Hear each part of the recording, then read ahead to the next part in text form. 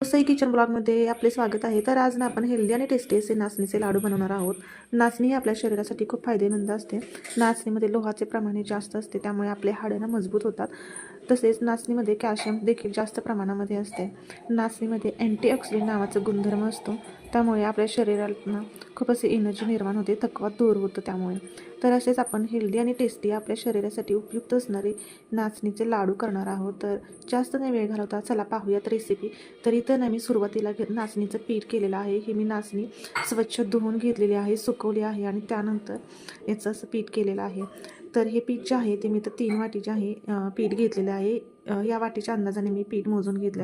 पीठ जे आहे ना ते आपण 2 टप्प्यामध्ये आता इथे भाजून घेणार आहे. तर सुरुवातीला मी इथे गॅसवरती पॅन ठेवला आहे. पॅन छान गरम झाला की त्यातनं आपण 2 चमचे इथं तूप घातलेलं आहे. तर तुपाचा वापर नाही ते आपण आवश्यकतेनुसार करणार आहे. तर सुरुवातीला मी इथं 2 चमचेच तूप घातले. तूप छानपैकी असं वितळले की त्यामध्ये आपण पीठ घालणार आहे. सुरुवातीला नाही तर मी थोडंसंच पीठ घेतलं आहे, अर्धच पीठ यामध्ये घातलं आहे आणि अशा प्रकारे जे आहे ते तुपामध्ये मी इथे भाजून घेणार आहे.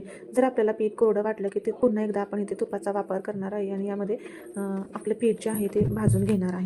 तर मला पीठ जे आहे ते अगदी कोरडं वाटत होतं, म्हणून त्यामध्ये पुन्हा एकदा चमचाभर असं तूप घातलं आणि पुन्हा एकदा असं मी मिक्स करून घेतलं आहे. यामध्ये छानपैकी असं मिक्स करून घ्यायचं आहे. सतत याला असं परतून घ्यायचं आहे, जेणेकरून पीठ जे आहे ते खाली लागलं जाणार नाही. पीठ छानपैकी असं भाजलं जाईल.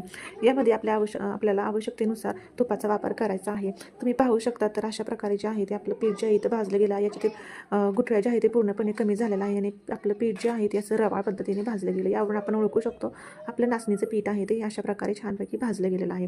तर हे भाजलेलं पीठ आहे ते मी काढून घेतलेलं आहे आणि पुन्हा एकदा इथं पॅन ठेवला आणि त्यामध्ये 2 चमचे तूप घातलं आणि जे उरलेलं जे पीठ होतं अर्धं राहिलेलं सुरुवातीचं ते यामध्ये घालून घेतलं आणि छानपैकी पुन्हा एकदा असं मिक्स करून घेतलेलं आहे. अशा प्रकारे जे आहे मी उरलेलं जे पीठ होतं ते सुद्धा तुपामध्ये भाजून घेतलेलं आहे. अगदी छानपैकी आपलं पीठ जे आहे ते भाजलं गेलेलं आहे. आपण ओळखू शकतो की बेसन पीठ जे आहे त्याला भाजल्यानंतर असा कलर येतो, पण नाचणीच्या पिठाचं असं नसतं. आपण सुगंधावरून ओळखू शकतो की आपलं पीठ जे आहे ते चांगलं भाजलं गेलेलं आहे. भाजल्यानंतर या पिठाला असा छानपैकी सुगंध येतो, त्यामुळे आपण ओळखू शकतो आपलं पीठ जे आहे भाजलं गेलेलं आहे.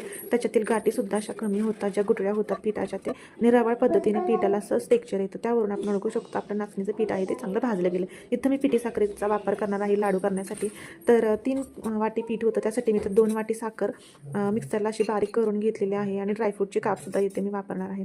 त्यानंतर इथं मी घातलेलं आहे वेलची पावडर. पिठी साखर, ड्रायफ्रूटचे काप आणि वेलची पावडर असं भाजलेल्या नाचणीच्या पिठामध्ये मिक्स करून घेतलेलं आहे. छानपैकी याच्या गुठळ्या ज्या आहेत त्या मोडलेल्या आहेत आणि पूर्णपणे आपलं इथं मिक्स करून घेतलेलं आहे जे साखर आणि पीठ आणि ड्रायफ्रूट होतं ते.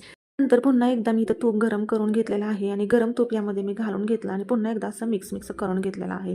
त्यानंतर आहे जे आता आपण इथे याचे लाडू वळून घेणार आहे. तर इथे ना मला 3 कप नाचणीच्या पिठासाठी 1.5 कप इतकं तूप लागलेलं आहे. त्यानंतर इथे जे आहे मी अशा प्रकारे जे आहे याचे लाडू वळून घेणार आहे. नाचणी जी आहे ती आपल्या शरीरासाठी खूप फायदेमंद आहे. तर हा तयार केलेला लाडू जे आहे ते आपण सकाळी उपाशी पोटी जर खाल्ला तर आपल्या शरीरातील हिमोग्लोबिन वाढण्यासाठी खूप फायदेमंद ठरते. तर आपल्या घरातील लहान मुलांपासून वयोवृद्ध व्यक्तीपर्यंत हे लाडू जे आहे ते चालणार आहेत.